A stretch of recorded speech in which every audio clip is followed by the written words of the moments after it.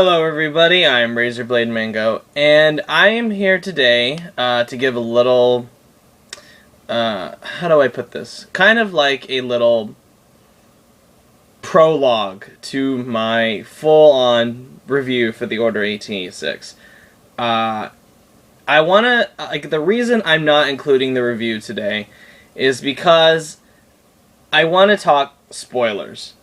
I don't feel like I can really fully articulate my review of this game unless I talk about spoilers. And because it's a very story-centered game, and even though I don't really think there's anything worthy in here, to not be spoiled, I'm a fair guy. I know there's people out there that want to have the game secret for them. So I'm gonna give it over the weekend, and I'll probably release the review sometime around, I don't know, Monday or Tuesday or Wednesday or whatever, sometime next week. That I can promise you. It'll be up sometime next week. But I wanted to provide a little prologue for my review. So, but that being said, what did I think about the Order 1886? Well, and like I said, I'll go more into detail in my full review next week. But this game has been getting very mixed reception, like I suspected it would. Like a lot of people suspected it would. It's been getting criticized for it, being praised and criticized for a lot of the same thing, like the graphics, the cinematic presentation, the writing, the story, the gameplay, all that. And it's been a while since I've seen a game offer as wide a variety of opinions on this. It's been a while since I've seen a game offer this wide variety, spark this wide variety of opinions. Not offer, spark. But there's one thing in this video that I wanted to focus on. And that's what and I'll go more into detail, way more into detail about it in the review, or more spoiler detail. But I wanted to address where I think all of my problems with the Order 1886 stem from. And let me just start out by saying that this game, in my opinion, is a pretty early contender for the worst game of 2015. And I'm not, it's not, what's so odd about the Order 1886 is that it's not broken. It's not, it's one of, the best, game launches I've seen in a long time, where there's relatively, no bugs, no glitches. It all runs pretty smoothly. It's just, there's nothing in this game that's really all that interesting. And it goes normally it would just be mediocre, but it just commits certain, not atrocities, but certain crimes, gaming sins, that I feel bring the experience down to bad territory. This is a bad game. And to be honest, it's a bad movie too. And like I said, more spoilers next week. But I want to focus on the one thing that I think almost all of the issues in this game come from.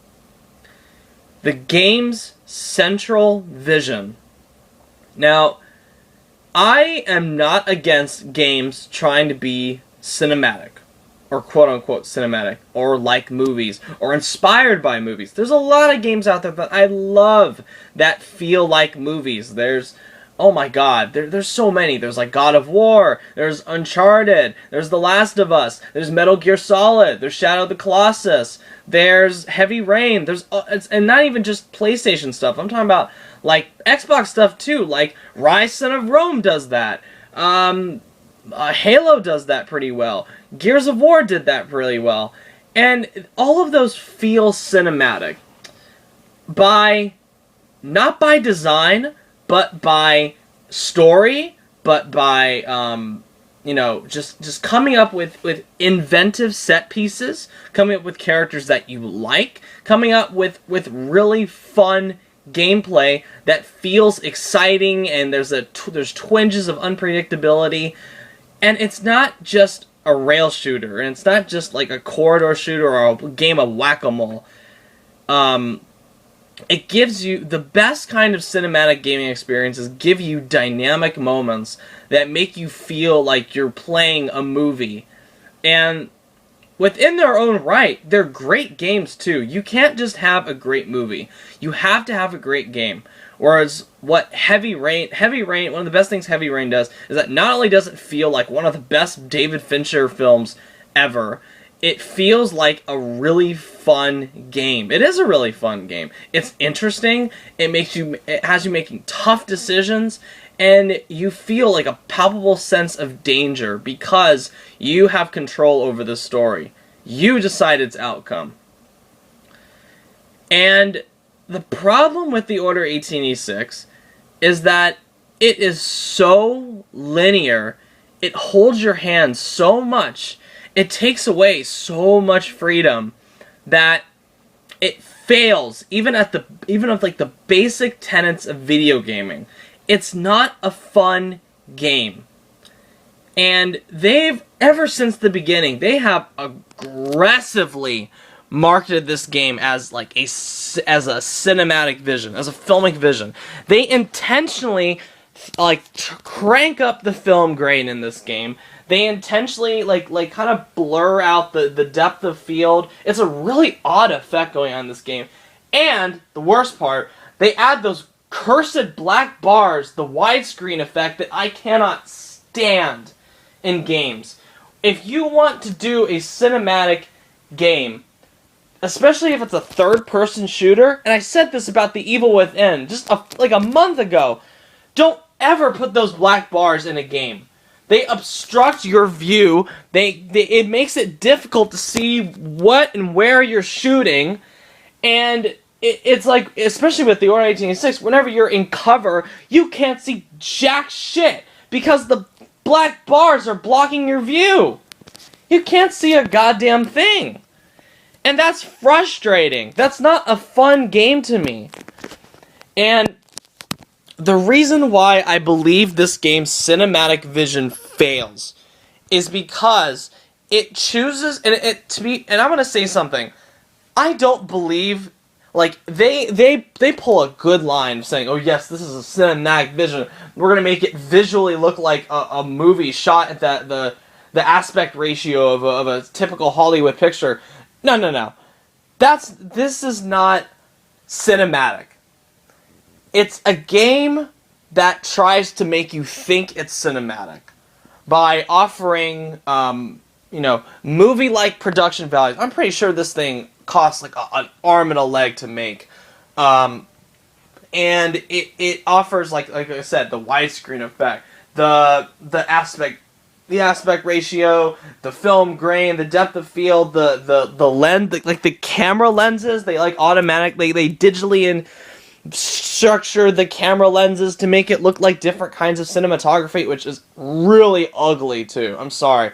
As good as the art design is in this game, the cinematography of this game is just all muddy and washed out and blurry. It's just a really drab looking game. It doesn't even look pretty when you a game that looks pretty. And you can have a game with great cinematography and have it be clear. You don't have to have those widescreen effects, those fucking black bars.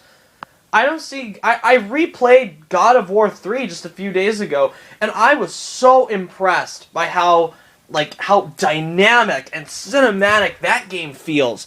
And that game doesn't have the gimmicks of like the black bars or the film grain or any of that. It's a very clear, beautiful experience with a lot of fun gameplay that feels epic and interesting. And to me, that's what makes a game cinematic. You earn your cinematic label by being interesting and by having great dynamic moments, by even allowing you to tell your own kind of story, how you react to certain things.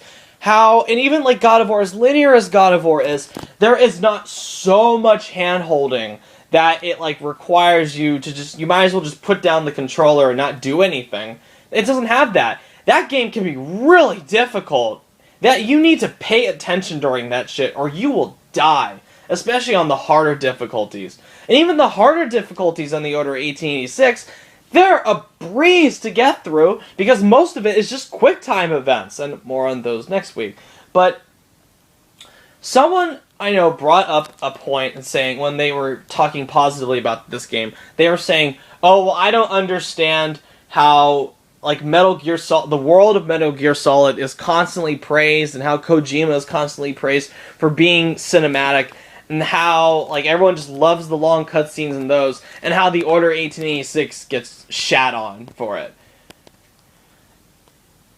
Here's the big difference, and he's entitled to his opinion. Everyone that loves this game, I have no problem with people that love this game.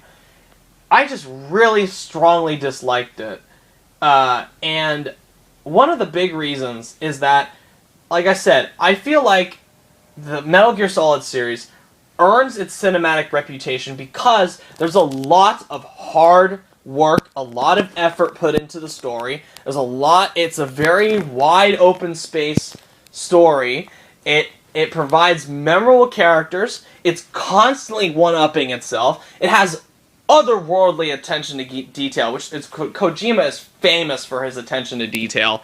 And it's just a really fun game. It feels like a movie without being, and it has cutscenes that don't require you to do that stupid QuickTime event shit or you instantly die. You can have it be a movie. That's part of its aesthetic, okay? You can sit back and watch Metal Gear Solid play out. And if you don't like the long cutscenes, fine. I totally understand. They're not for everybody. Me, personally, I really like it. I think it's different from something out there. And it actually feels like a movie. And it earns that feeling of being called a movie, or being quote-unquote cinematic, because you are into the experience. You're invested in it. Even the original Metal Gear Solid, if they had never ever made another one to date, it would still be a satisfying, standalone experience. But another problem with the game, which I'll go into more next week, I keep saying that, is that it wants to be the start of a new franchise. It's one of Sony's most marketed new IPs this year, and they desperately want this thing to be a hit, because, let's face it, neither Xbox One nor PS4 have had, like, a really killer exclusive at this point. Neither have. The closest the PS4 has gotten is probably either, like, PT, and that's a demo, PT, or, what the hell, Infamous Second Son. And those two are great, but they're not going to sell consoles. You're not going to buy a PS4 just so you can play PT for an hour. That's not how that goes. You need something that's going to turn people's heads and make them go, wow, this is something awesome. So, this game, when it was announced at E3 2013, and I remember this, when I first saw the trailer for it, I went, wow, this could really be their next new, like, great IP. It has all the potential in the world, and when I found out the concept, I was so excited, and I was like, wow, this is going to be so great, this is going to be awesome. But then their marketing campaign kicked off. And they had, and one of their biggest follies they committed early on was they put up that bullshit argument for it being 30 frames per second of saying, oh, well, it's going to be cinematic. 30 frames per second is cinematic. No, 24 frames per second is cinematic. 30 frames per second is just your, admittedly on consoles, your average frame rate. So don't give me this excuse about how 30 frames per second is cinematic. If your engine, and I can't believe it at this point in console gaming, that it's like a struggle to get the 60 frames per second. Because for a game as linear as this, and as short as this, there is absolutely no excuse at this point. But I have an alternate theory that I'm going to share with you in a little bit as to why I believe this game is quote-unquote cinematic. And what was I talking about? Oh, yes. So, this is an origin game, okay? It's the start of a new franchise. One of my biggest rules, one of my self-imposed biggest rules when looking over a new franchise, is I ask myself constantly, does this beginning entry in the franchise stand alone? if they had never ever made another game again, would this have been a satisfying conclusion? Even if they had left it slightly open-ended, if they had just brought it back all the plot threads together, would this have been a satisfying conclusion? And my answer is, to the Order 1886, no! Absolutely not. And, again, more details next week.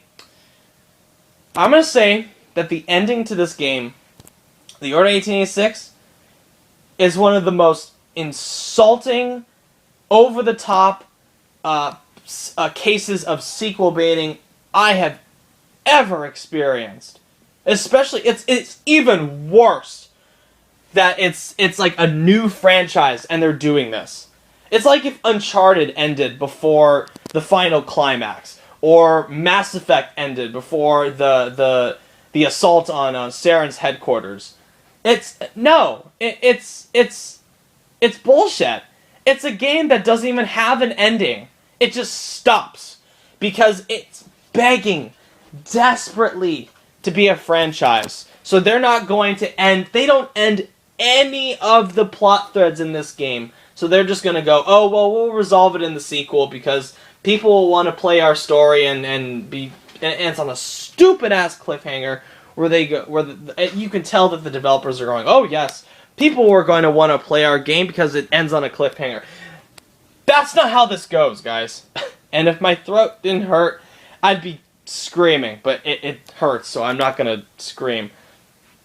And it's just, when I was seeing the ending to this game, I literally went, don't, because I called what they were gonna do a few minutes before it even ended. I went, no, don't do what I think you're gonna do.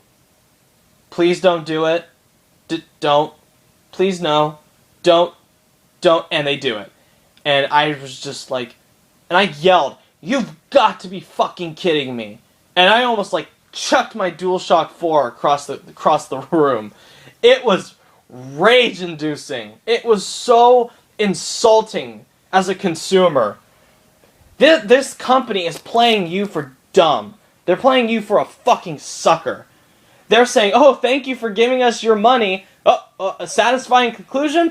We don't know what that is. You're gonna buy the second game, the Order 1886 Part 2, or the Order 1886, or whatever the fuck it is. But here's where this backfires. I don't give a shit about your game. I don't give a shit.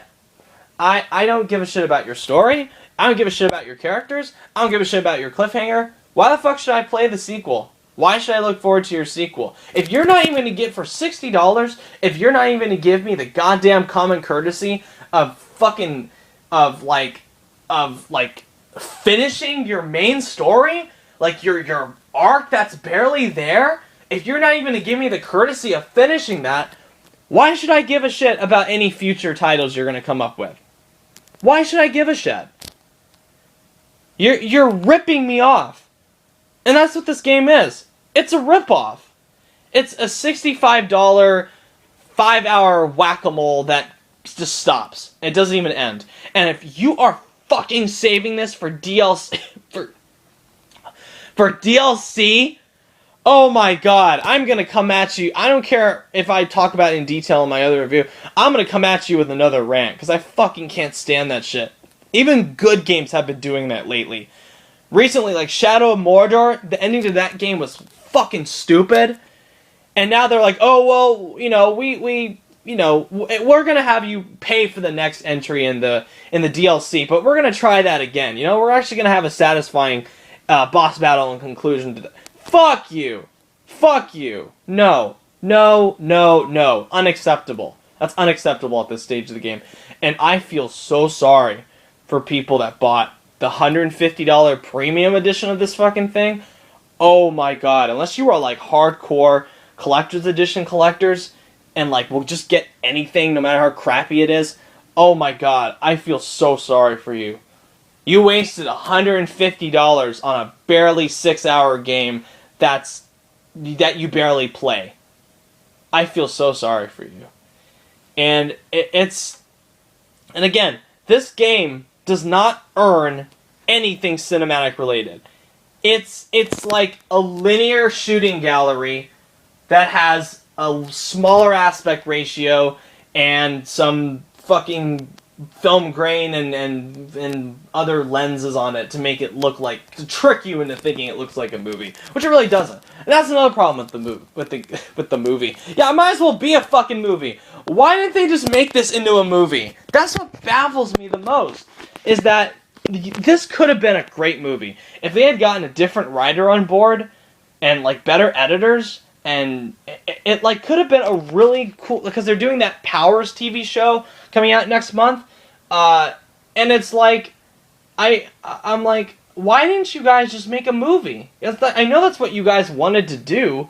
Why didn't you just make the movie? Fuck the game. Make the movie. Make the Order 1886 movie. Better yet, make a miniseries. Make a miniseries out of this concept. But even so, this game is like covering, if it was like an 8 or 10 episode, or like an 8 episode series at like an hour, this thing would cover maybe episodes 1 through 4, and that's being generous. 1 through 3 even.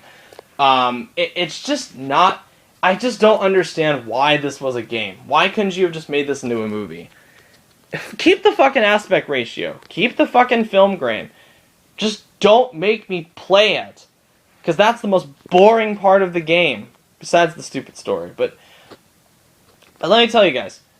I have a theory about why this was quote-unquote cinematic. Because to me, this game feels like something that could have been developed back in like 2009 or 2008, when we were still on the cusp of the Uncharted's coming out, the Gears of War. Because let me tell you, 10 years ago, if this game had the graphic, or like maybe like the PlayStation 3 graphics that it had, this would have been a fucking revelation.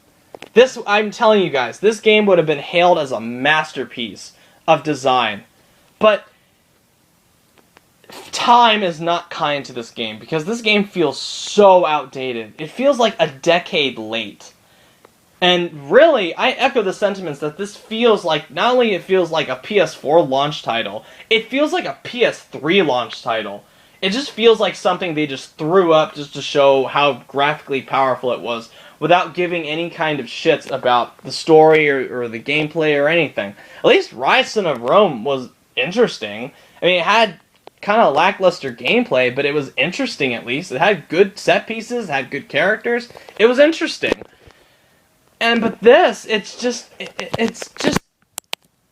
this feels, I have a theory that this game, because Ready at Dawn developed 2 of the best PSP games, and the 2 God of War PSP games that they developed, they are almost on par with the console stuff. I'm not joking.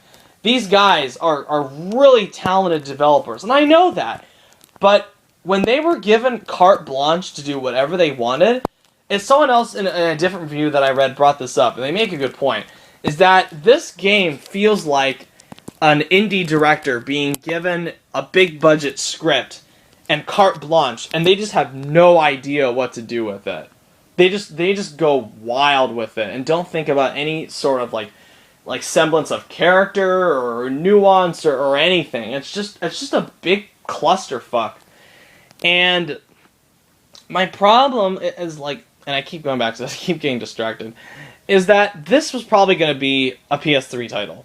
They were going to come at you with a PS3 title and be all like, hey, this is the Order 1886, this is going to be awesome, and it's going to look beautiful, and it's like 720p, 30 frames per second, because The Last of Us is praised for being one of the best looking games ever, and that was at 720p, 30 frames per second on the original on the PS3. But when it went to PS4, it got up to 60 frames, 1080p. It looks gorgeous. It's one of the best looking games I've ever fucking seen.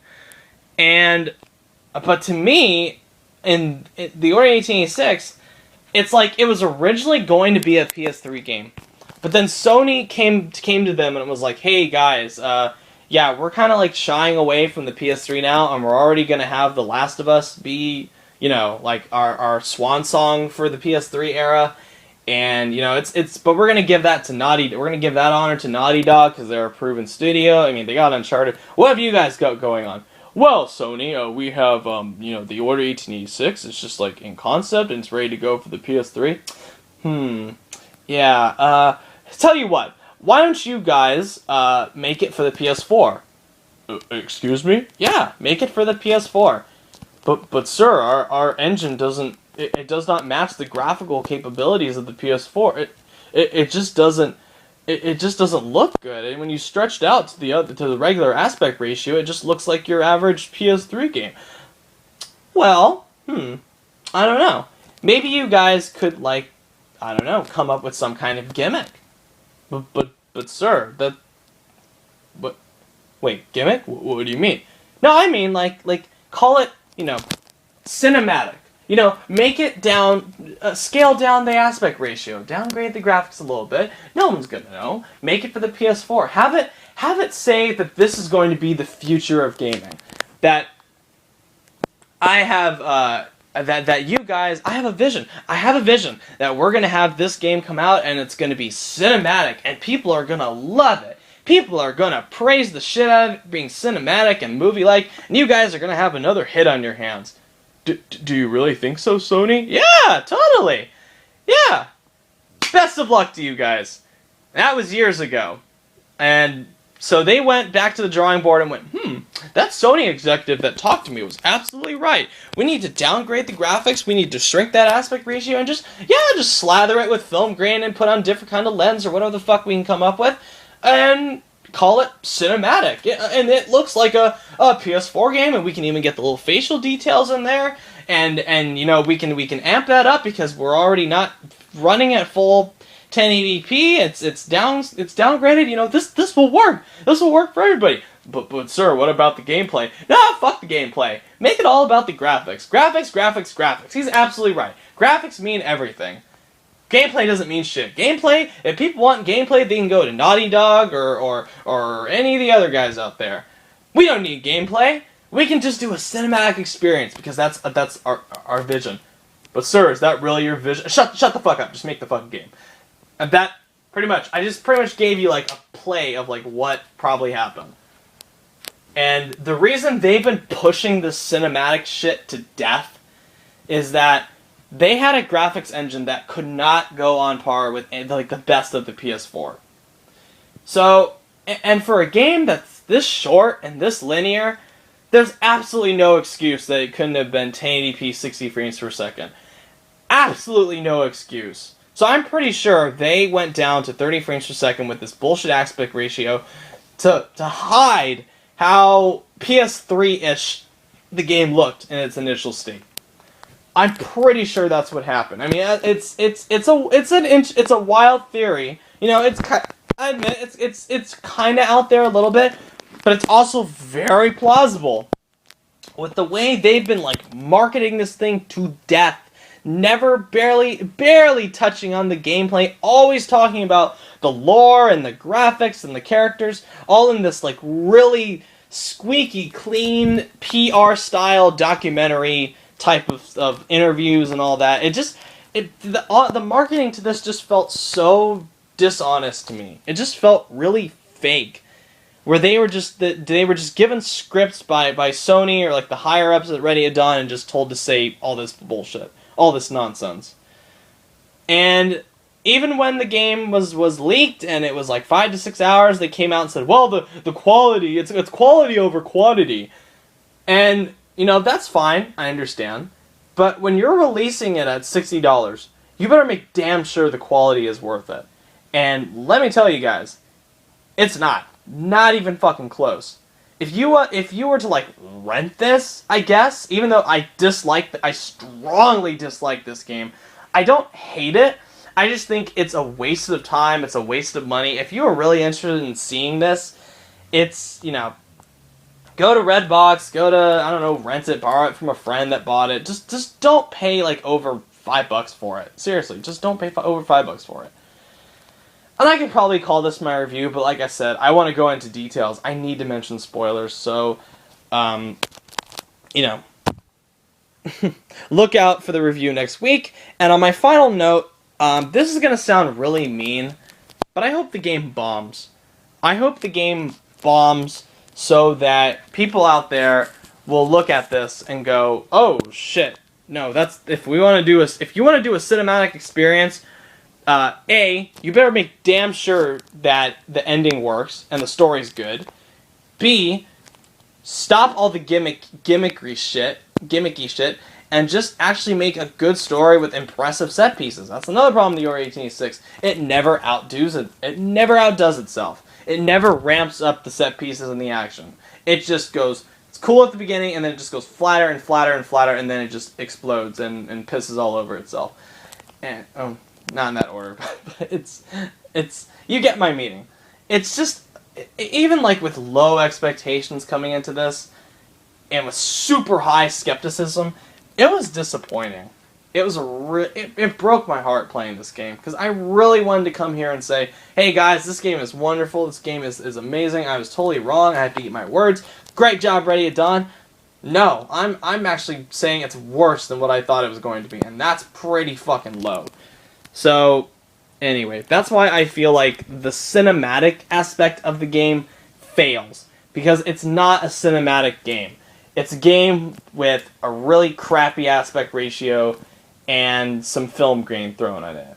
That's all it is to me. It's just a regular, generic generic third-person shooter with a crappy aspect ratio and the fucking film grain thrown all over it to desaturate the colors and all that. That's all it is to me.